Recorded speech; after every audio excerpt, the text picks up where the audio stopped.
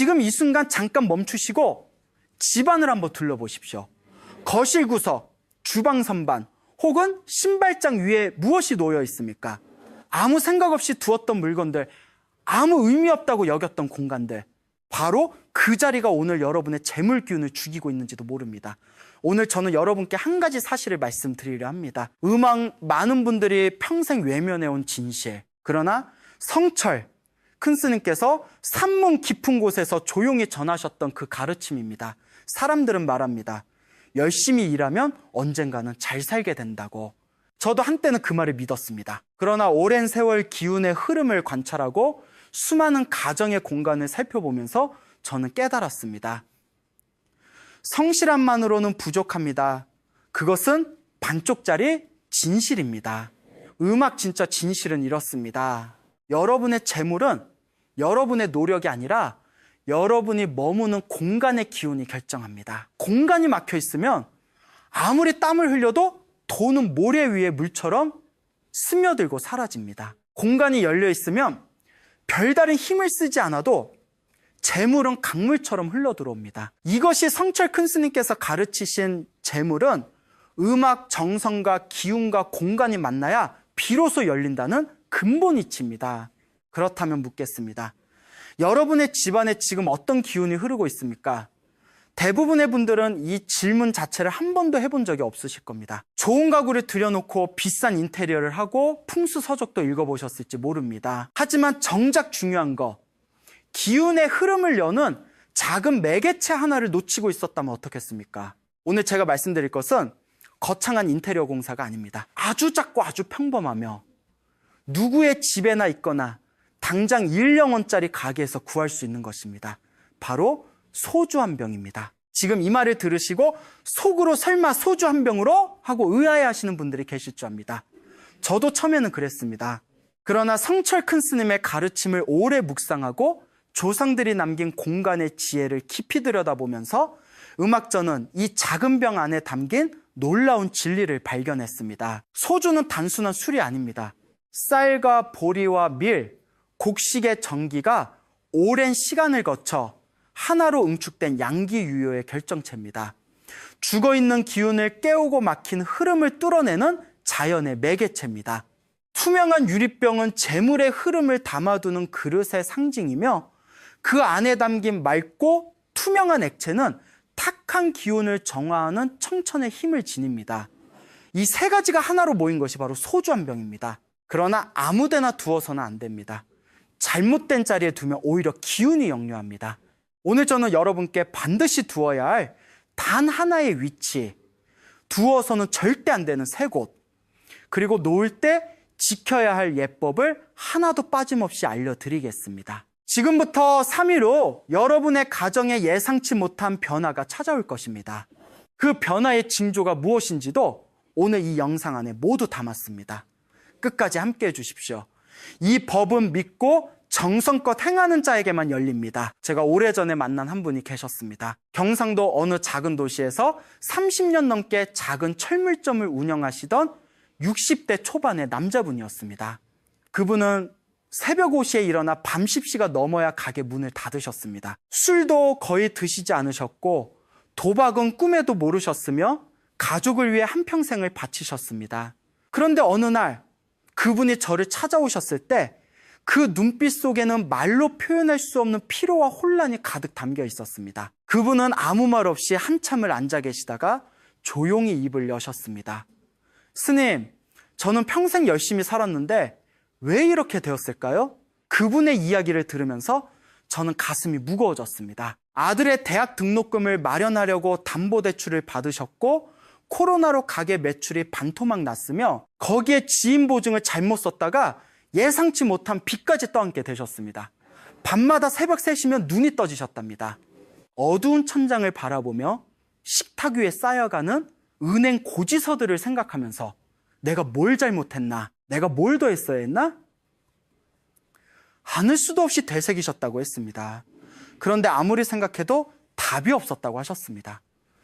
음악 잘못한 것이 없었으니까요. 게으르지도 않으셨고 낭비하지도 않으셨습니다. 그저 성실하게 묵묵하게 살아오셨을 뿐이었습니다. 저는 그분께 이렇게 여쭤봤습니다.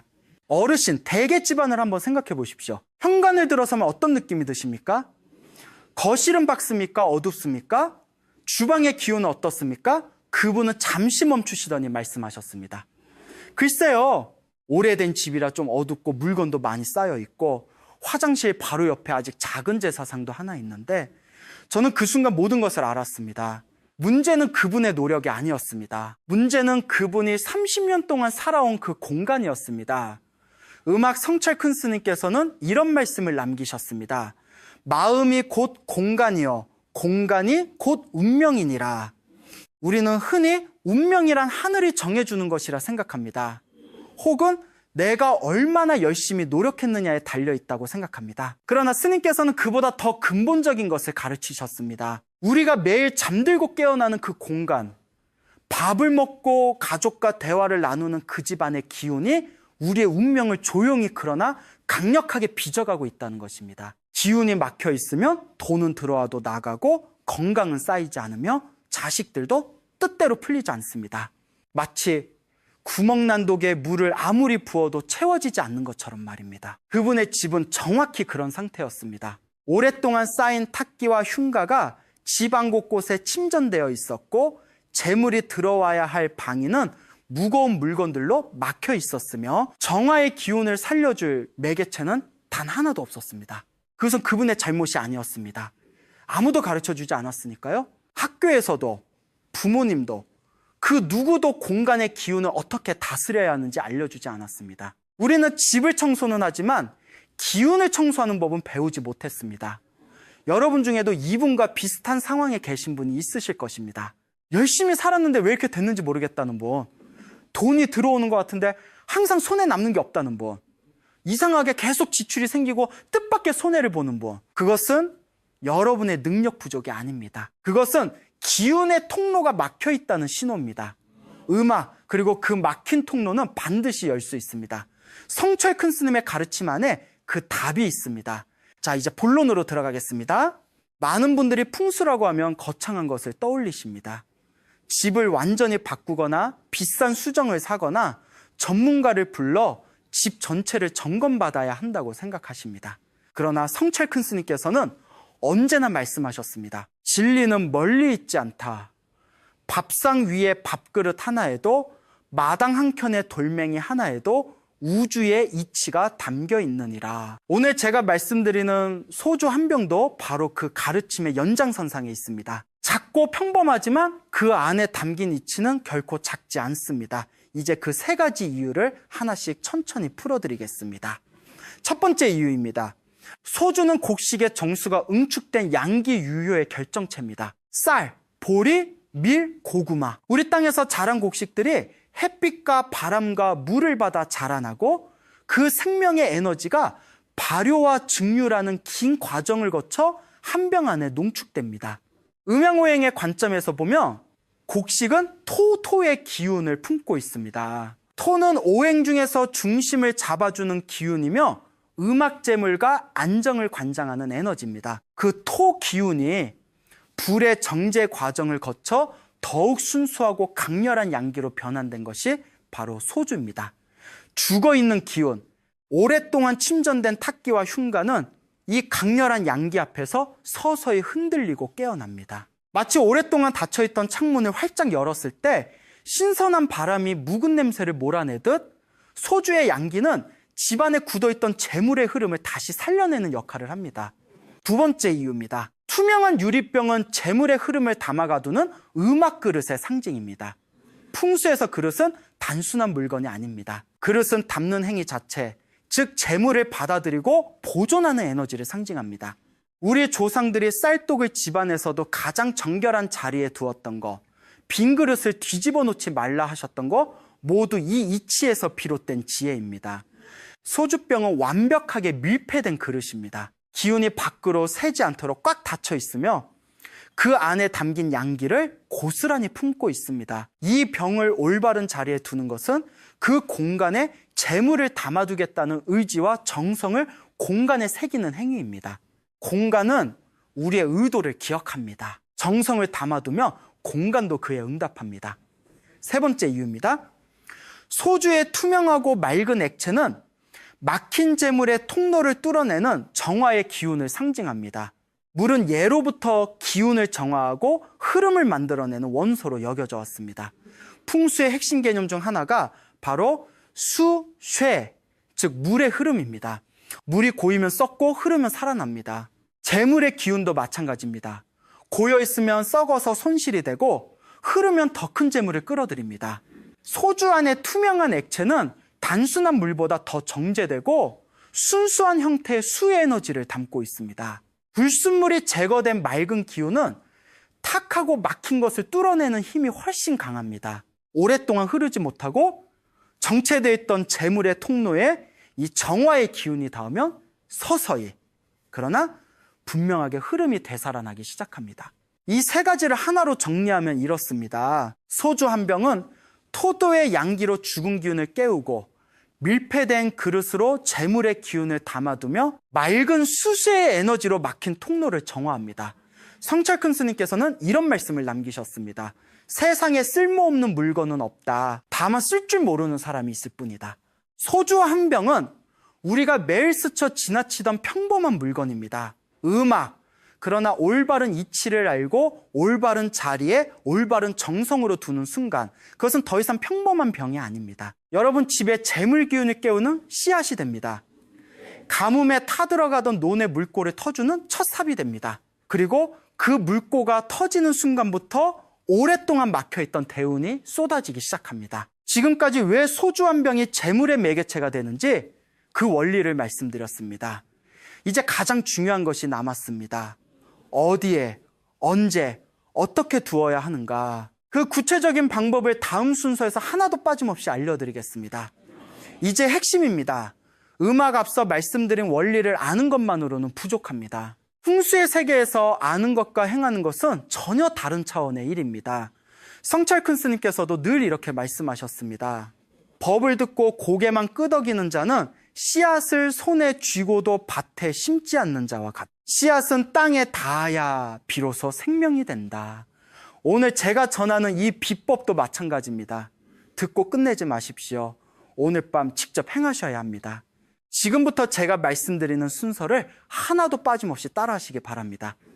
첫 번째, 반드시 두어야 할 자리입니다. 소주 한 병은 집안의 동북방, 즉 북동쪽 방향의 낮은 선반 위에 두셔야 합니다. 동북방은 풍수에서 재물이 들어오는 입구의 방입니다. 관문방 귀문성이라 하여 예로부터 기운의 출입이 가장 활발한 방향으로 여겨져 왔으며, 이 방향을 올바르게 다스리면 재물의 기운이 집안으로 자연스럽게 유입됩니다. 선반의 높이는 허리 아래, 무릎 위 정도가 적당합니다.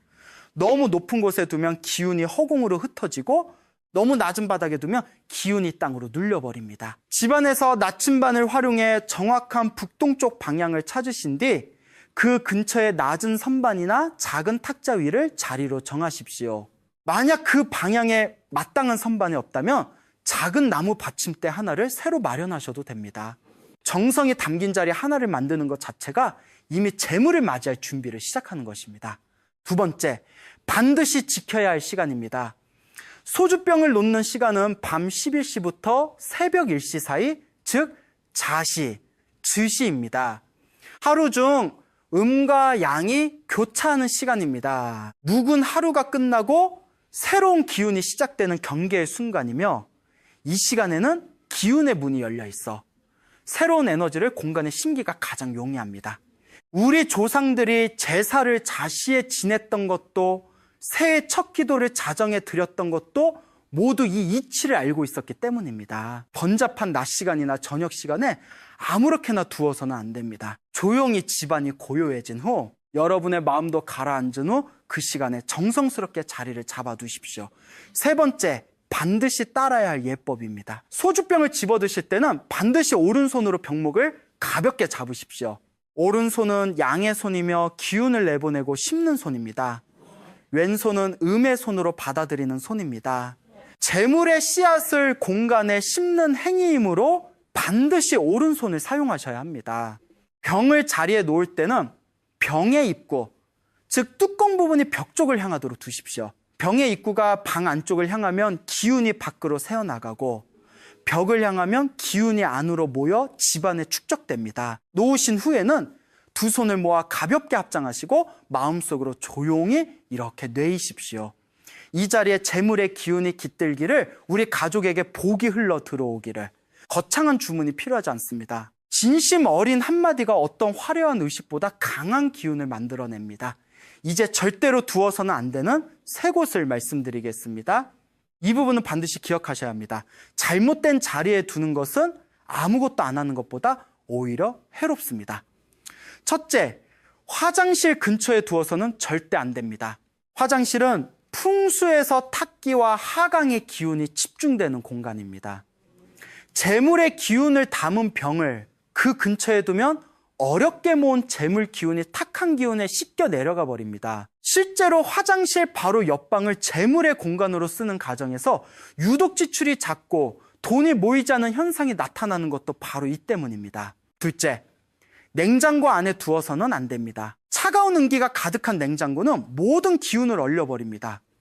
재물의 기운도 예외가 없습니다. 냉장고 안에 넣어둔 소주병은 양기를 발산하는 것이 아니라 오히려 기운이 얼어붙어 완전히 죽어버립니다. 재물이 들어오는 흐름을 동결시키는 것과 같습니다. 셋째, 닫힌 서랍이나 찬장 속에 두어서는 안 됩니다. 기운은 순환해야 살아납니다. 밀폐된 공간 안에 갇힌 기운은 흐르지 못하고 고여서 썩습니다. 음악 서랍 속에 넣어두는 것은 재물을 가두어 질식시키는 것과 같습니다. 반드시 공기가 통하고 빛이 닿을 수 있는 열린 공간에 두셔야 합니다. 이 세 가지 금기는 절대로 어기지 마십시오. 올바른 자리에, 올바른 시간에, 올바른 예법으로 두는 것, 이 세 가지가 하나로 갖추어질 때 비로소 이 비법은 온전한 힘을 발휘합니다. 성철 큰 스님께서는 말씀하셨습니다. 정성이 반이요 이치가 반이니라. 둘 중 하나가 빠지면 절반의 기적밖에 오지 않는다. 오늘 밤 두 가지를 모두 갖추어 행하십시오. 그러면 절반이 아닌 온전한 기적이 여러분의 가정문을 두드릴 것입니다.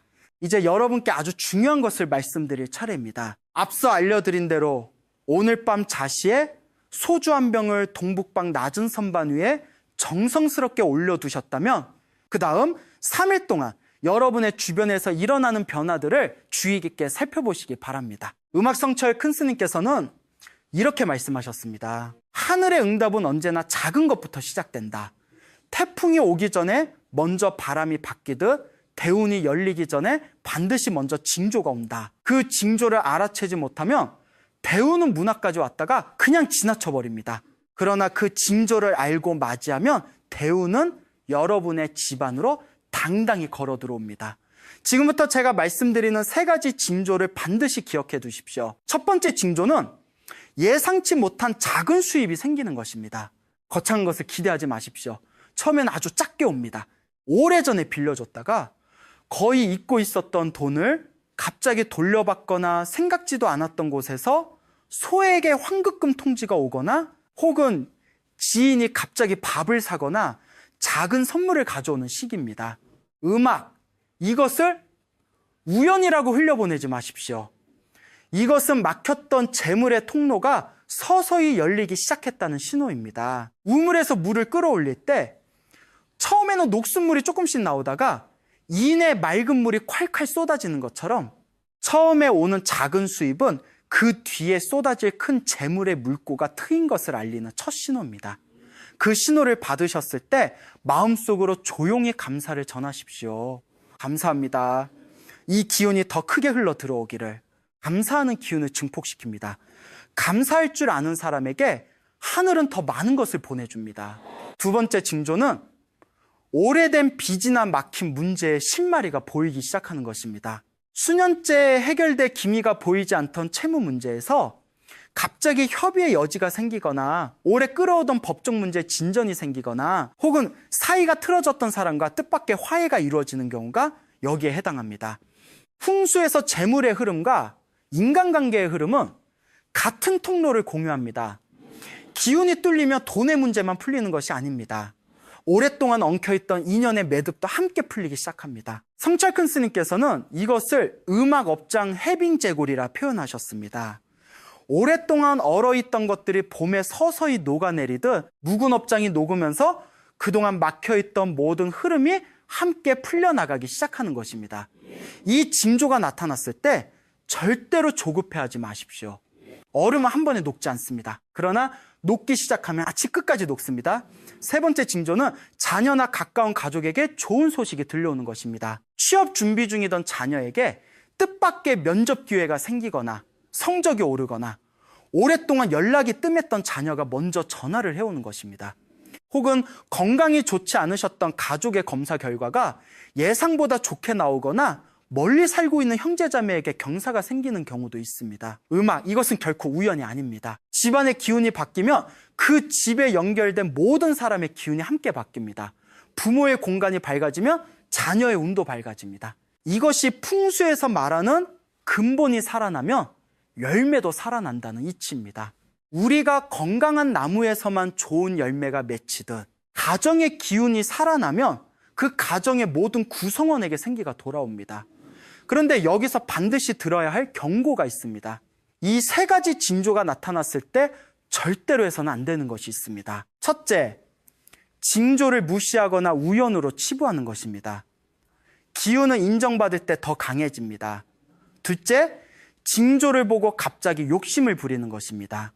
재물의 문이 막 열리기 시작한 시점에 무리한 투자를 하거나 큰 지출을 결정하는 것은 막 트이기 시작한 물꼬를 다시 틀어막는 행위와 같습니다. 셋째, 3일이 지나도 아무런 변화가 없다고 포기하는 것입니다. 기운의 변화는 사람마다 다른 속도로 나타납니다. 어떤 분은 하루 만에 느끼시고 어떤 분은 일주일이 걸리기도 합니다. 중요한 것은 포기하지 않는 것입니다. 성철큰 스님께서는 이렇게 말씀하셨습니다. 믿음이 흔들리는 순간 기운도 흔들린다. 뿌리를 믿어야 꽃이 핀다. 이 법은 눈에 보이는 것만 믿는 사람에게는 열리지 않습니다. 그러나 보이지 않는 것의 이치를 받아들이고 정성껏 행하는 사람에게는 반드시 열립니다. 여러분이 오늘 이 영상을 끝까지 보고 계신다는 것 자체가 이미 여러분의 기운이 변화를 준비하고 있다는 증거입니다. 하늘은 준비된 자에게 기회를 보냅니다. 그리고 그 기회를 잡는 것은 오롯이 여러분의 몫입니다. 우리는 오늘 긴 여정을 함께 걸어왔습니다. 막힌 기운의 이치를 살펴보았고 오랫동안 열심히 살았음에도 왜 재물이 쌓이지 않는지 그 근본 원인을 들여다보았으며 소주 음악 한 병이 품고 있는 양기의 세 가지 이유와 그것을 올바르게 두는 방법까지 하나하나 짚어보았습니다. 그리고 이제 마지막으로 가장 중요한 것을 말씀드릴 차례입니다. 비법을 알고 실천하는 것만으로는 아직 반쪽입니다. 나머지 반쪽은 바로 마음입니다. 성철큰 스님께서는 평생 한 가지 가르침으로 돌아오셨습니다. 자기를 바로 봐라. 이 짧은 한마디 안에 스님의 모든 가르침이 담겨 있습니다. 풍수도 기운도 공간의 정렬도 결국은 자기 자신을 바로 보는 것에서 시작됩니다. 내 마음이 탁하면 공간도 탁해집니다. 내 마음이 두려움으로 가득 차 있으면 아무리 좋은 자리에 소주병을 놓아도 그 기운은 두려움에 눌려 살아나지 못합니다. 반대로 내 마음이 감사와 정성으로 가득 차 있으면 공간은 그 마음을 고스란히 받아들여 재물의 기운으로 변환시킵니다. 이것이 스님께서 가르치신 재물은 정성과 기운과 공간이 만나야 비로소 열린다는 말씀의 진짜 의미입니다. 정성은 마음에서 나오고 기운은 정성을 먹고 자라며 공간은 기운을 담아 현실로 만들어냅니다. 이 세 가지가 하나로 만나는 순간 비로소 재물의 문이 열립니다. 돌이켜보십시오. 지금까지 살아오시면서 얼마나 많은 밤을 혼자 걱정하며 보내셨습니까? 얼마나 많은 아침을 무거운 마음으로 시작하셨습니까? 빚 걱정, 자녀 걱정, 노후 걱정, 그 걱정들이 쌓이고 쌓여 여러분의 마음을 무겁게 짓눌러 왔을 것입니다. 그러나 저는 오늘 이 자리에서 분명히 말씀드립니다. 그 걱정들은 여러분의 잘못이 아니었습니다. 여러분은 충분히 열심히 사셨습니다. 다만 아무도 가르쳐주지 않았던 것, 공간의 기운을 다스리는 법을 몰랐을 뿐입니다. 그리고 오늘 여러분은 그것을 배우셨습니다. 오늘 이 순간부터 여러분의 이야기는 새로운 장을 시작합니다. 오늘 밤 자시가 되면 조용히 일어나십시오.